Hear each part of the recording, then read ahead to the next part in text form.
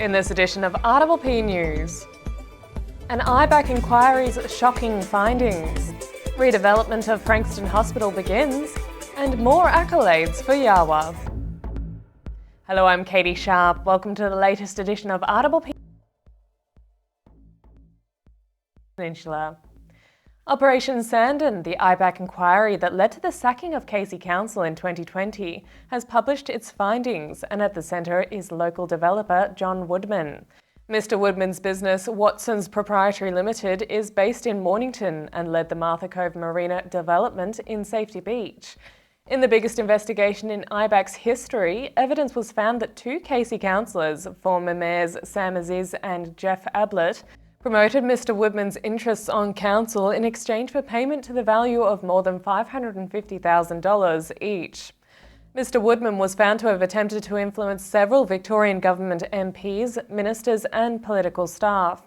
He succeeded in two instances where he donated to the election campaigns of two MPs and successfully lobbied them to advocate for his interests in relation to Amendment C-219.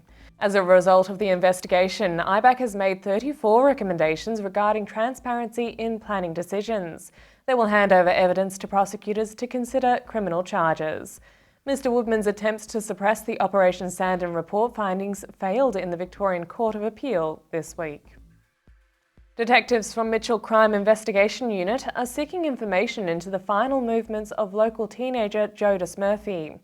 The 18-year-old went missing from Frankston on the 12th of May, and investigators believe he made his way to Seymour shortly after. Jodis's body was found by the Goulburn River a month later on the 14th of June. Investigators are keen to speak to anyone who may have seen or had any interaction with Jodis between the 13th of May and the 14th of June. His death is not believed to be suspicious. Anyone with information is urged to contact Crime Stoppers. With homelessness in Frankston and on the Mornington Peninsula at crisis point, Frankston Council is taking action. We go to Bianca Rose for the details. Frankston City Council will convene a special housing conference on November 1st to review and address the building and housing issues confronting the city. Councillors have published a housing strategy that emphasises Frankston's burgeoning population, that according to Councillor Claire Harvey is expected to jump by 20,000 people in the next 15 years. Frankston City needs an additional 9,000 new dwellings to accommodate this population increase, and the Council is calling on the community to help shape its strategy. We know we are struggling with rental stress, mortgage stress. We simply don't have enough accommodation at all points in our housing system to accommodate the needs. So it's really important that people in the community do have a look at this document and provide feedback. The Frankston Hospital redevelopment has reached a major milestone with the commencement of structural works. The $1.1 billion project includes a clinical services tower, additional beds and expanded women's and children's services. The project has already generated over 170,000 combined work hours, provided employment to 670 people, and is expected to create up to 1,700 local jobs. Once completed in late 2025, the revamped facility will enhance healthcare services for Frankston and the Mornington Peninsula, accommodating around 35,000 more patients annually. Yawa Aquatic Centre has added more trophies to its collection. Marcus Harwood has the details. The Yawa Aquatic Centre in Rosebud, which was opened in late June 2021, has been quite successful recently. Yawa received the Marketing and Communications Award plus the Nutrition and Healthy Eating Award at the Aquatics and Recreation Award ceremony. They also received the National Swim Teacher of the Year Award, which was received by Diane Whitelaw. Pelican Park Recreation Centre has also received some silverware at the ARV Industry Awards for Medium Facility of the Year. And Strictly Ballroom is set to samba and quick step its way into your hearts as it dances across the stage at Frankston Arts Centre. A PLOS production of the inspiring film by Baz Luhrmann, the show tells the story of Scott Hastings, a championship ballroom dancer who defies the rules and follows his heart. The story is being brought to the stage with all the larger-than-life characters, costumes, wigs, glitz and glamour of the movie, a colourful and sequined visual extravaganza. The production began on Friday and will run till Saturday the 5th of August. Tickets are available at the Frankston Arts Centre box office and website. After the break, Bianca will be back with the coming week's weather report. Battery World now open in Mornington. We know batteries. We know our 75 D23Ls from our DIN 65 LHs. And we know which is best for you. We have the range and a spark no one else can match because we live and breathe batteries. Those beautiful boxes and cylinders that power our lives and our passions. That's why we're the batteryologists. We're Battery World. Battery World Shop 1, 43 Mornington Tyre Road, Mornington. With interest rates on the rise, there's never been a better time to review your home loan. And there's never been a better bank to help you. Whether you're a new or existing Bendigo Bank customer, book an appointment for a home loan health check today. Established in 1988, Progress Signs has been servicing the local community for 30 years. Located on the Mornington Peninsula, they are the #1 destination for all your signage needs, specialising in a variety of signage from vehicles to shop fronts, occasional and corporate events, short-term, long-term and everything in between. If it's signs you need, be it large or small, Progress Signs is the place to call. Available 24/7 at progress-signs.com.au or call the team on 5975 9188. Thinking signs? Think Progress Signs, a station sponsor.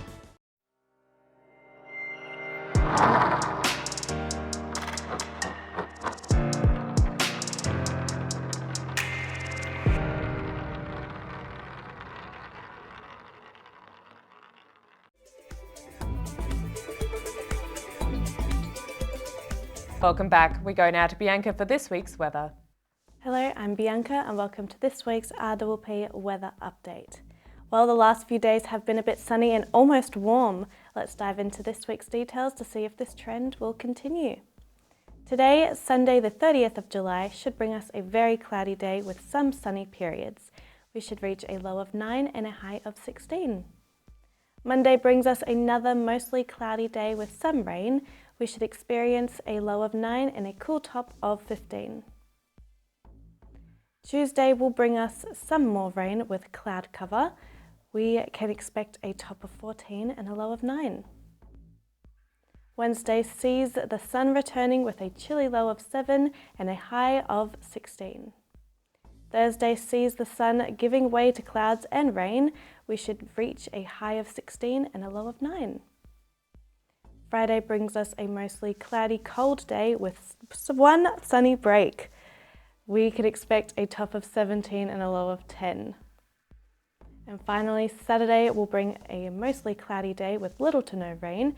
We should reach a high of 12 and a low of 9.